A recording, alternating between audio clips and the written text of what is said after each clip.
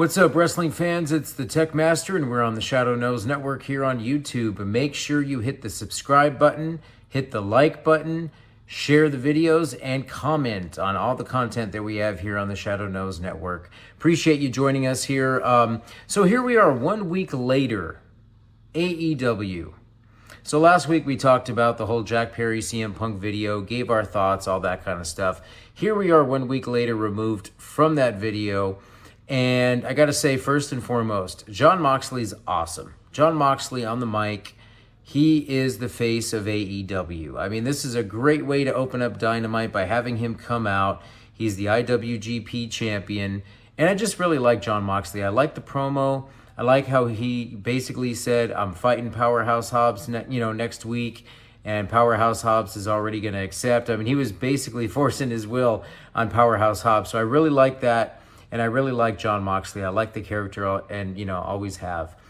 Then we move on to Taz and Hook and Chris Jericho. And I just really feel like they're rushing the shit out of this. I mean, they rushed putting Hook and Chris Jericho together. They're rushing breaking them up, separating them. They're rushing Chris Jericho pushing Taz. And now they're rushing having the match. Hook versus Chris Jericho. I mean, this is ridiculous. They should have just honestly built this storyline up. They could have had them tag for the next 2-3 months. And then, you start to eventually see Chris Jericho turning on Hook and then Taz getting involved. I mean, this could have been delayed. There could have been a detailed storyline to help Hook get over. But then again, Hook is hitting the free agency market later this year. So maybe that's why they're doing this. Maybe they want to bury Hook. I have no idea. But I will say that Hook is going to explore free agency later this year. I know he's going to look at TNA. He's going to look at NXT. And of course, he's going to look at, what AEW has to offer him as well. But I just think the whole storyline, with Hook and Chris Jericho and Taz, it's being rushed. Why? Why rush it? Let it marinate in the minds of the people. Let them team up. Let them tag. Then slowly, we start to see dissension, and then we start to see them disagree and have problems and all this kind of stuff. Man, it baffles me because it doesn't make me interested in watching Hook versus Chris Jericho, even with Taz in the corner of Hook. Now, they could do a swerve, and then Taz chokes out Hook. Shit. I mean, imagine if they did that, right? But what would be the payoff?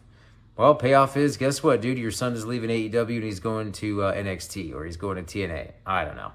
But, they could do a swerve where Taz turns. I don't know. I just don't see a payoff, and I don't see really a reason to do that other than the shock value for that storyline. And then you've got Thunder Rosa. Thunder Rosa coming back. She's going to be taking on Toni Storm this weekend at AEW Dynasty. You've also got the Young Bucks and FTR at AEW Dynasty coming up. Young Bucks are hinting at some major surprises for AEW Dynasty this weekend. I mean, I think the only biggest surprise that we're going to see is Jack Perry returning to AEW. Will he be a face or a heel? The guy should be a face.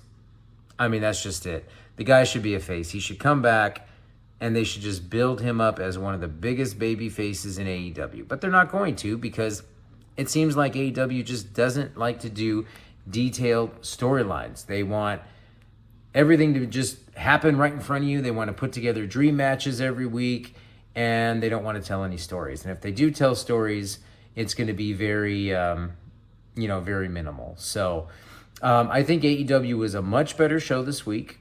A lot of great matches. I mean, on paper, the card was just absolutely stacked.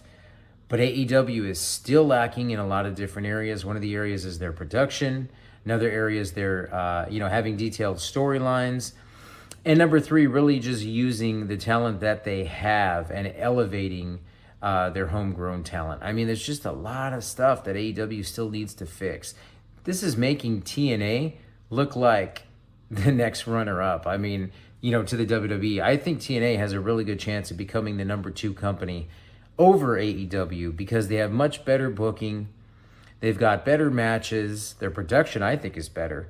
And the The matches have storylines, the matches are entertaining, and it's just fun to watch. You know, AEW, you know, this week was cool. You know, there was times where it was fun to watch.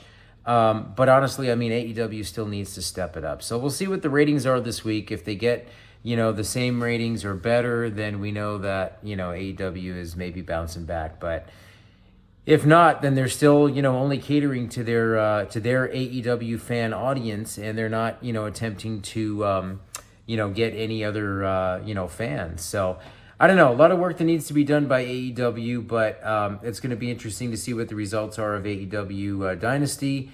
And I get $1 every time I say AEW. So I think I'm up to like $10 so far. Anyways, all right, fans, hey, let me know what you think. Give us your thoughts, your opinions. Again, make sure you hit the subscribe button, hit the like button, share our videos, and add your comments. And I will even reply to some of your comments as well, because I'm interested to hear what you fans have to say about the state of All Elite Wrestling. All right, guys, Tekmaster here on the Shadow Knows Network. We'll see you again soon.